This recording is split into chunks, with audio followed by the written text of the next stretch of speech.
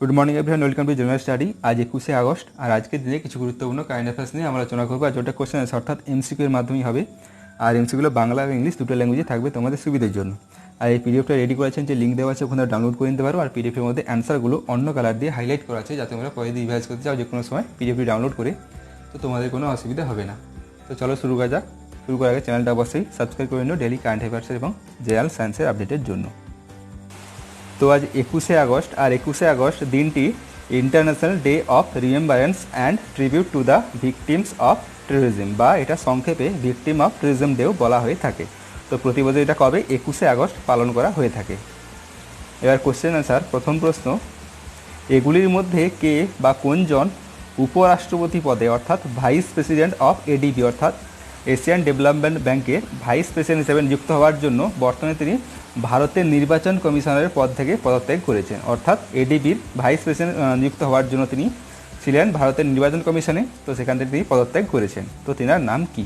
তো অপশন রয়েছে সুনীল আরোরা, ওম প্রকাশ রাওয়াত, আচল কুমার জ্যোতি, অপশন ডি হচ্ছে অশোক লাভাসা। তো অ্যান্সার হবে, একের অ্যান্সার হবে অপশন ডি অর্থাৎ অশোক লাভাসা। ইনি হচ্ছেন নির্বাচন কমিশনের পদ থেকে, ইলেকশন কমিশনের পদ থেকে রিজাইন দিয়েছেন, কারণ তিনি ভাইস প্রেসিডেন্ট অফ এডিবির পদে নিযুক্ত হবেন বলে। তো এটা কবে রিজাইন দিয়েছেন? কবে? 18ই আগস্ট। তো নামটা কি? অশোক লাভাসা।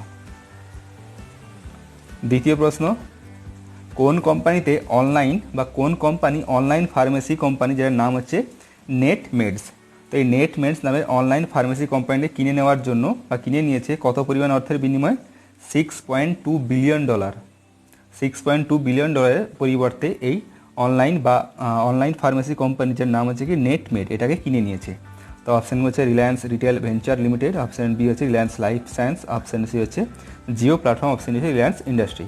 তো অ্যান্সার হবে দুয়ের অ্যান্সার হবে অপশান এ অর্থাৎ কে কিনে নিয়েছে নেটমেড অনলাইন ফার্মেসি কোম্পানিটিকে? Reliance Retail Venture Limited. আর কত পরিমাণ অর্থের বিনিময়ে? 6.2 বিলিয়ন, যেটা ভারতীয় মুদ্রায় হচ্ছে 620 কোটি টাকা।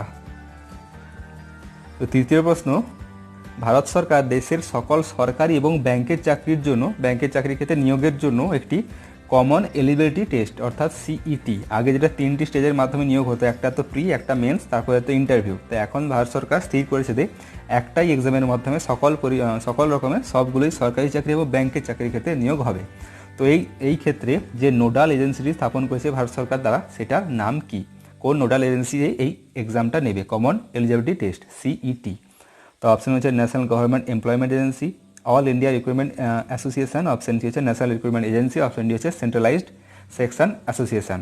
তো তিনের অ্যান্সার হবে অপশন সি অর্থাৎ নোডালটির নাম কি যেটা এই এক্সামটা নিবে সিইটি, সেটা হচ্ছে ন্যাশনাল রিক্রুটমেন্ট এজেন্সি।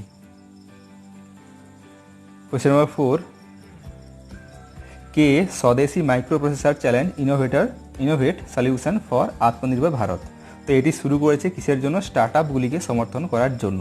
তো কে এটি শুরু করেছেন বা উদ্বোধন করেছেন? স্বদেশি micro processor challenge innovate solution for আত্মনির্ভর ভারত, স্টার্ট আপগুলিকে সমর্থন করার জন্য এটি শুরু করেছেন কে? তো অপশন হচ্ছে পীযূষ গোয়েল, রাজকুমার সিং, অপশন সি হচ্ছে রবিশঙ্কর প্রসাদ, অপশন ডি হচ্ছে গিরিরাজ সিং। তো চারের অ্যান্সার হবে অপশন সি অর্থাৎ কে উদ্বোধন করেছেন? রবিশঙ্কর প্রসাদ, আর ইনি হচ্ছেন union minister of law, justice, communication, election and information technology. Question number 5, tackling the কোভিড-19 youth employment crisis in Asia and the Pacific. তো এই টাইটেলের বা এই শিরোনামের প্রতিবেদনে বলা হয়েছে যে ভারতে প্রায় 4.1 মিলিয়ন যুবক চাকরি হারিয়েছে। এই কোভিড-19 প্যান্ডামিকের জন্য প্রায় 4.1 মিলিয়ন যুবক চাকরি হারিয়েছে। তো কোন প্রতিবেদন অনুসারে? ট্যাকলিং দ্য কোভিড-19 youth employment crisis in Asia and the Pacific. তো এই যে প্রতিবেদন বা রিপোর্টটি, এটি কোন সংস্থা প্রকাশ করেছে? তো অপশন হচ্ছে আইএলও, এডিবি, অপশন বি হচ্ছে ইন্টারন্যাশনাল লেবার অর্গানাইজেশন অর্থাৎ আইএলও, অপশন সি হচ্ছে ইউএনডিপি, অপশন ডি হচ্ছে ওয়ার্ল্ড ব্যাংক। তো পাঁচের অ্যান্সার হবে অপশন এ অর্থাৎ এটি রিপোর্টটি কে প্রকাশ করেছে? ইন্টারন্যাশনাল লেবার অর্গানাইজেশন, এর সঙ্গে সঙ্গে এশিয়ান ডেভেলপমেন্ট ব্যাংক অর্থাৎ আইএলও এবং এডিবি যৌথভাবে এই রিপোর্টটি প্রকাশ করেছে। ভারতে প্রায় 4.1 মিলিয়ন যুবক এই কোভিড-19 প্যান্ডামিকের জন্য চাকরি হারিয়েছে। কোয়েশ্চেন নাম্বার 6, কোন পেমেন্ট ব্যাংক আধার প্রমাণকারী অর্থাৎ আধার অথেন্টিকেশনের মাধ্যমে একটি ডিজিটাল সঞ্চয় অ্যাকাউন্ট, সেভিংস অ্যাকাউন্ট যেটার নাম কি জন বাচাত খাতা, এটি চালু করেছে। একটি সেভিংস অ্যাকাউন্ট যেটার নাম কি জন বাচাত খাতা, যেটা শুরু করা হবে বা খোলা যাবে আধার অথেন্টিকেশনের মাধ্যমে। তো কোন ব্যাংক এটি শুরু করেছে? তো option C Airtel payment bank, Indian post payment bank, option C হচ্ছে Paytm payment bank, option D হচ্ছে ফিনো পেমেন্ট ব্যাংক। তো 6 অ্যান্সার হবে অপশন ডি অর্থাৎ কে, ফিনো পেমেন্ট ব্যাংক এটি শুরু করেছে। তো নামটা কি সেভিংস অ্যাকাউন্টের জন বাচাত খাতা। কোশ্চেন নাম্বার 7, ধন্বন্তরী রথ। তো ধন্বন্তরী রথ এর জন্য কোন রাজ্য বা কেন্দ্রশাসিত অঞ্চলের police all India institute of Ayurveda, AIIA, all India institute of Ayurveda, তো এর সঙ্গে চুক্তি স্থাপন করেছে? কিসের জন্য এই ধন্বন্তরী রথ প্রতিস্থাপন বা শুরু করার জন্য? কোন রাজ্যের বা কেন্দ্রশাসিত অঞ্চলের পুলিশ? তো অপশন হচ্ছে Tamil Nadu police, Delhi police, Uttar Pradesh police, option D হচ্ছে গুজরাট পুলিশ। তো 7 অ্যান্সার হবে অপশন বি অর্থাৎ Delhi police all India institute of আয়ুর্বেদের সঙ্গে পার্টনারশিপ করেছে। কিসের জন্য? এই ধন্বন্তরী রথ চালু করার জন্য। আর কিসের জন্য?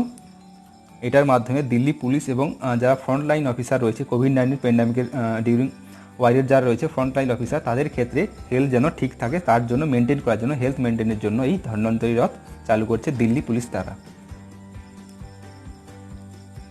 কোয়েশ্চেন নাম্বার 8, লন্ডনের ওয়ার্ল্ড বুক অফ রেকর্ড দ্বারা কাকে স্টার 2020 উদ্ভাবনী সনদ দেওয়া হয়েছে বা পুরস্কারটি দেওয়া হয়েছে? তো কি 2020 সাইটেশন অ্যাওয়ার্ড সার্টিফিকেশন কাকে দেওয়া হয়েছে, কার তরফ থেকে? London world book of record লন্ডনের তরফ থেকে। তো অপশানগুলো হচ্ছে প্রভাবতী আর, গণেশ বিলাস লঙ্গর, অপশান সি হচ্ছে কপিল শর্মা, অপশান ডি হচ্ছে সন্তোষ শুক্লা। তো 8 অ্যান্সার হবে অপশান বি অর্থাৎ কাকে, লন্ডন ওয়ার্ল্ড বুক অফ রেকর্ডের তরফ থেকে স্টার 2020 সাইটেশন সার্টিফিকেশন কাকে দেওয়া হয়েছে? গণেশ বিলাস লঙ্গর। আর কিসের জন্য, কোন কারণে? কারণ কোভিড-19 সিচুয়েশনে গরিবদের, লকডাউনের ক্ষেত্রে গরিবদের সাহায্য করার জন্য এনাকে এই অ্যাওয়ার্ডটি দেওয়া হয়েছে লন্ডন ওয়ার্ল্ড বুক অফ রেকর্ডের তরফ থেকে। কোয়েশ্চেন নাম্বার 9, স্বাস্থ্য এবং পরিবার কল্যাণ মন্ত্রণালয়ের দ্বারা প্রকাশিত স্বাস্থ্য এবং সুস্বাস্থ্য কেন্দ্রগুলি অর্থাৎ হেলথ অ্যান্ড ওয়েলনেস সেন্টার HWCর কার্যক্রম পরিচালনা অনুসারে সেরা কোন রাজ্য বা কেন্দ্রশাসিত অঞ্চল রয়েছে? কোন রাজ্য বা কেন্দ্রশাসিত অঞ্চল সেরা এই হেলথ অ্যান্ড ওয়েলনেস সেন্টারগুলো কার্যকর চলছে বা কাজ করছে? কোন মন্ত্রণালয় তথ্য অনুসারে? স্বাস্থ্য এবং পরিবার কল্যাণ মন্ত্রণালয়ের তথ্য অনুসারে আর এটা প্রকাশ করেছে। তো অপশান হচ্ছে হরিয়ানা, পাঞ্জাব, দিল্লি, চণ্ডীগড়। তো 9 অ্যান্সার হবে অপশান বি অর্থাৎ পাঞ্জাবে সবথেকে ভালোভাবে এই হেলথ অ্যান্ড ওয়েলনেস সেন্টারগুলো কাজ করছে।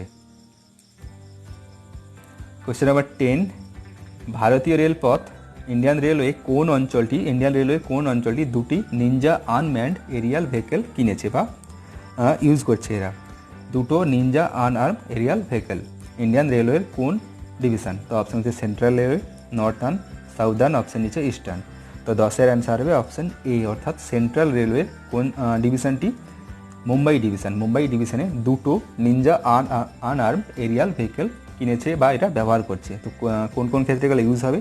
আসলে এগুলো ড্রোন, তো এই ড্রোনের মাধ্যমে সিকিউরিটি এবং সার্ভিলেন্সগুলো ভালোভাবে কাজ করবে কোন কোন এলাকাতে বা এরিয়াতে? রেলওয়ে প্রিমিসেস লাইক স্টেশনে বা ট্র্যাকের ওপর বা ইয়ার্ডে এবং ওয়ার্কশপের, এইগুলিতে ড্রোনের মাধ্যমে ভালো সিকিউরিটির ক্ষেত্রে নজরদারি দেওয়া হবে এই দুটো ড্রোন, যেগুলোর নাম হচ্ছে নিনজা আনম্যান্ড এরিয়াল ভেহিকেল। 11 নম্বর, কোন আইআইটি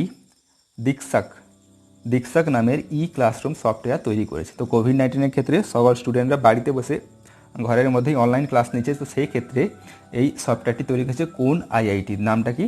দীক্ষক। তো অপশান হচ্ছে IIT Delhi, IIT Kharagpur, IIT Patna, option হচ্ছে আইআইটি রোপার। তো 11 অ্যান্সার হবে অপশান বি অর্থাৎ আইআইটি খড়গপুর এটি তৈরি করেছে এই সফটওয়্যারটি, যেটার নাম কি? দীক্ষক।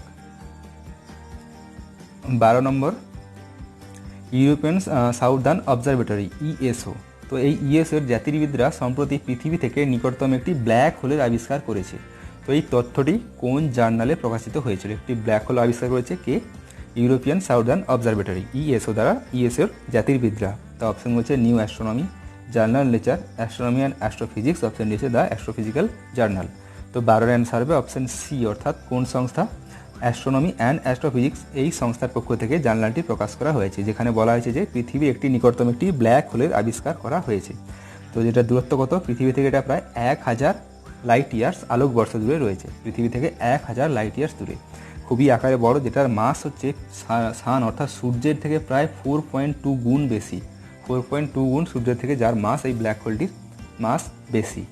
তো কে প্রকাশ করেছে? Astronomy and astrophysics. আর কোন সংস্থার জ্যোতির্বিদরা আবিষ্কার করেছে এটা?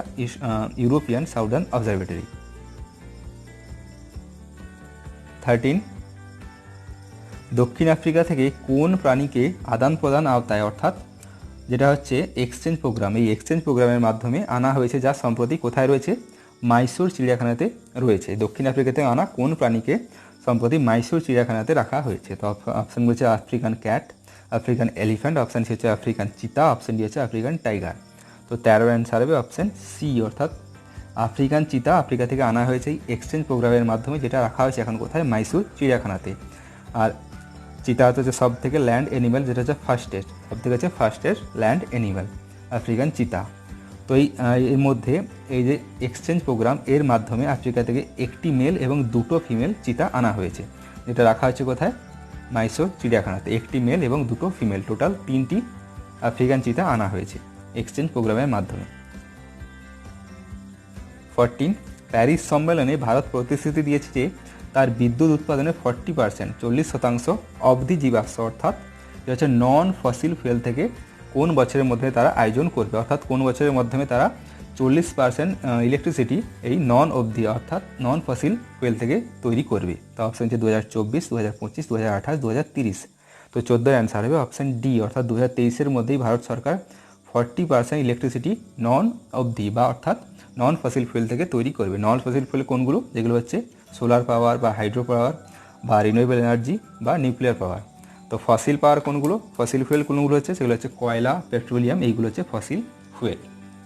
তো 2030-এর মধ্যে 40% ইলেকট্রিসিটি এরা নন ফসিল ফুয়েল থেকে তৈরি করে ভারত সরকার, যেটা প্রতিশ্রুতি দিয়েছে কোথায়? প্যারিস সামিটে। তো এগুলো ছিল আজকে কিছু গুরুত্বপূর্ণ কারেন্ট অ্যাফেয়ার্স। ভিডিওটি ভালো থাকলে লাইক করে দিও, শেয়ার করে দিও, আর কমেন্টে জানিও। কোয়েশ্চেন রিলেটেড কিছু জানা থাকলে, কিছু বলা থাকলে কমেন্টে তোমরা জানাতে পারো। তো চলো, থ্যাংক ইউ, জয় হিন্দ, জয় Bharat, stay home and stay safe.